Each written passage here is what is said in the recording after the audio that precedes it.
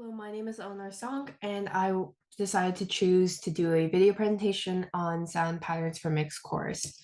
I decided to choose to do a video presentation because I had an enjoyable experience doing it for the midterm, and I believe that it is the best way to convey all the discovered information.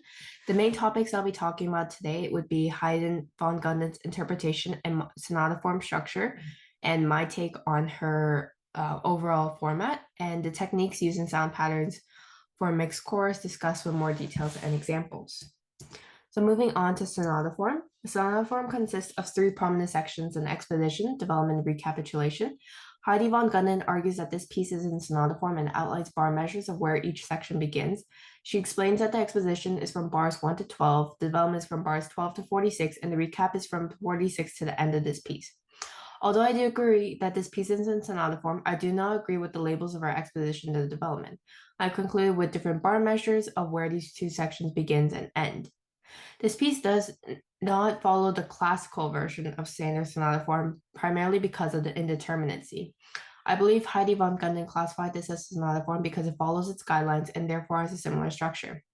A composition sonata form will have thematic material that is presented in the exposition, also known as the opening of the piece, and will be repeated sometimes with slight modification towards the end of the same composition, also known as a recapitulation.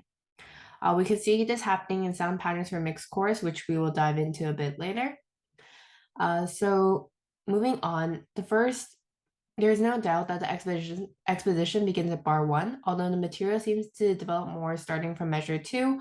Bar 1 seems to act as an introduction, and nevertheless, the exposition begins from there. Here is what it sounds like.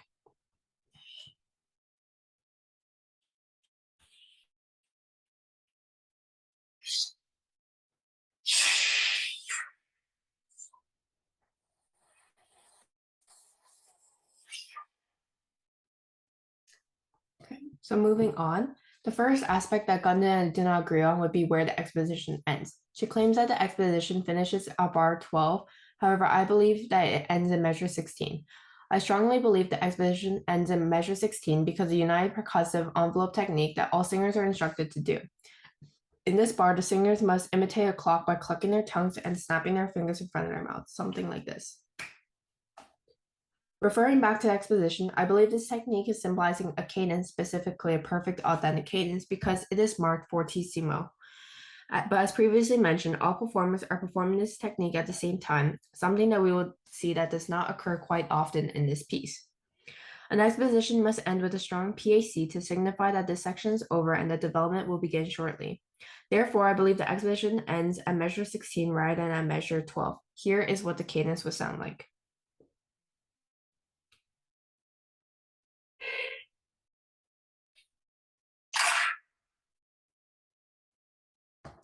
Going further in depth of the exposition, we can see the presence of the first theme, transition, and second theme. The first theme is from measures 1 to 5. I thought this was the case because there is a railroad sound and a fermata. Next, I marked the transition to be the passage from measure 5 to the end of measure 6. This is the case not only because of, again, the railroad tracks and the fermata, but also because of the new material that slowly transitions to the second theme. Transitions can have material from the first theme and slowly introduce the material that we present in the second theme. In bar 5, we can see an example of a white noise beginning in this phrase, a reference to bars 1 to 2. We also see the transition into the second theme, the intonation and pitch bending, which will be discussed later on, and a percussive envelope technique, quote, pop the lips. In the second theme, we significantly see more use of the percussive envelopes. However, we see a development of this technique when comparing it to the first theme. In the first theme, the percussive envelope techniques are made with the more inner part of the mouth, whereas the second theme requires the singers to use more of the frontal outer part of their mouths. The percussive envelope in the first theme sounds like they're imitating an object, like a clock in this case, whereas the second theme seems like they're using onomatopoeia, which is when the word would sound like the word you are pronouncing. The second aspect that Gunden and I do not seem to see eye to eye on would be where the development begins. Because we believe the exposition ends in different spots, the start of the development will certainly be off. As recalled, Gunden believes that the development begins at bar 12, whereas I believe the development starts at measure 16 after the cadence. On the downbeat of measure 16, there's a few beats of rest before the next phrase begins and once again opens with white noise. A standard development section where composition and classical sonata form will explore new ideas, have indications of fragmentation of material taken from the exposition, and be in a new key. Although we cannot tell if their development is written in a new key, as the pitches, notes, and key signatures are indeterminate because of lack of clefs and pitch indications, we can see that new thematic ideas are being introduced in the development section starting measure 16. For example, we see that motives are combined with each other rather than being performed separately. For example, in measure 34, we see an example of white noise with the held in syllable, a percussive envelope clenching through the clenching of the teeth, ring modulation through the changes of syllables u and e, and the pitch bending, which we will explore later. When compared to measures such as bar 12 in the exposition, we see that motives are often performed individually. In measure 12, we see a percussive envelope on T, and the white noise takes over on the ing. A development section frequently shows examples of standing on the dominant as it is approaching the recapitulation. In theory 3, we learned that the bass would often repeat the dominant of the home key a few times. In bar 46, one bar before the recap, we see not only the bass showing an example of the standing on the dominant, but rather all vocal parts. The composer instructs singers to pop lips or cluck tongue 5 times anywhere within the measure. Both Gundon and I agree that the recap begins at measure 46, leading to measure 47.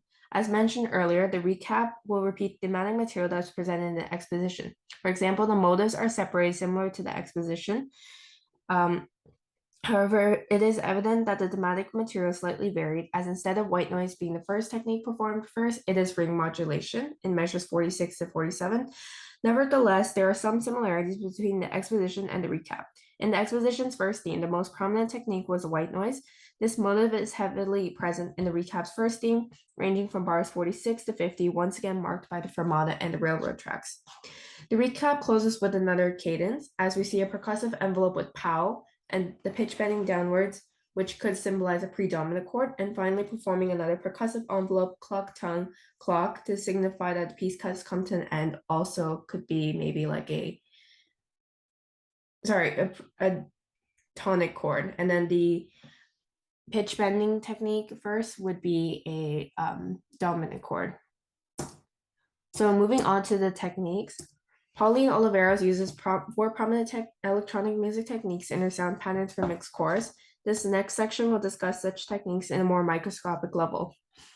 So percussive envelopes. Personally, I consider percussive envelopes not only to be short attacks, but also extended techniques that emphasize lip and mouth instructed movement. Out of all the motives, I enjoyed listening to this technique the most. I noticed that percussive envelopes are easier to distinguish because of the way that they are marked through articulation style and dynamics. Most of them are indicated with an accent, a marcato, a staccato, and a mezzo forte to sforzando dynamic range. An example of a percussive technique possessing all these characteristics is in bar 26 with the performer singing cup. Another note about percussive envelopes is that they are mostly indicated with hard consonants rather than vowels or soft consonants. The ka syllable is also marked with a sforzando, and it makes sense that this syllable is marked with a sforzando dynamic because vocal percussive envelopes can be hard to enunciate and project, especially when it is moving at a fast speed. So next is white noise. White noise, as learned in our lectures and tutorials, white noise is notes that can be classified as background noise and frequently begins with a sh sound. An example of this is in bar 16 with the vocalist singing she. However, I believe other syllables can be classified as an example of white noise. When pronouncing vowels, they always sound softer compared to hard consonants. Hence, I consider most vowel syllables sung throughout this piece to be examples of white noise, such as measure 30 with the singer singing ah. Within these consonants, some sound soft and some sound hard. According to Lock Havens, the science of soft sounds, the soft consonants like s, fa, ha, and ta blends float in higher frequencies. Here is what the syllable would sound like.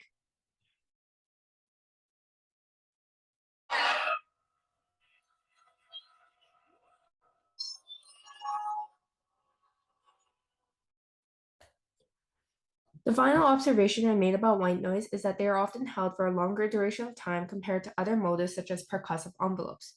They are also connected by ties, played quietly, and are sung over the bar line, such as seen in bar 18 and 19 with the singer singing wah. Okay, for time's sake, we will be skipping over ring modulation. However, I indicated several examples of ring modulation with the blue highlighter throughout in the score. Next is filtering and pitch intonation bending. So filtering was the hardest technique to find. This is when an individual would cut high or low frequencies of a certain pitch. An example of filtering is in bar 5 with the vocalist performing with a nasal sound and a hand mute. These are usually indicated by instructions written by the composer. Furthermore, an extension of filtering is intonation pitch bending. This technique is not part of the four motives. However, I classify this as part of filtering because essentially you're taking a note and cutting off the frequencies, whether it's high or low, to change the intonation and pitch to become a new different note.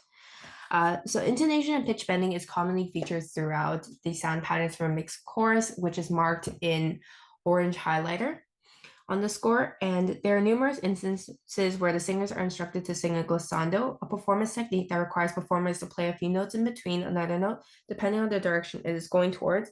An example of this is seen in measure 6.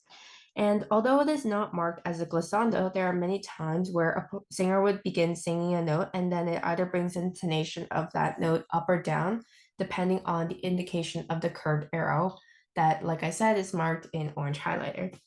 An example of this can be seen and heard in bar 25. In this case, the performer is singing a note and bending the pitch slightly downwards of that note. Here is what it sounds like.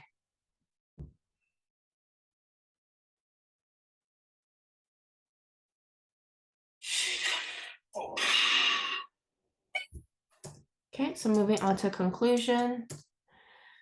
So this was an interesting piece to study, and however, it was still enjoyable as it is unique and something that we haven't really seen before.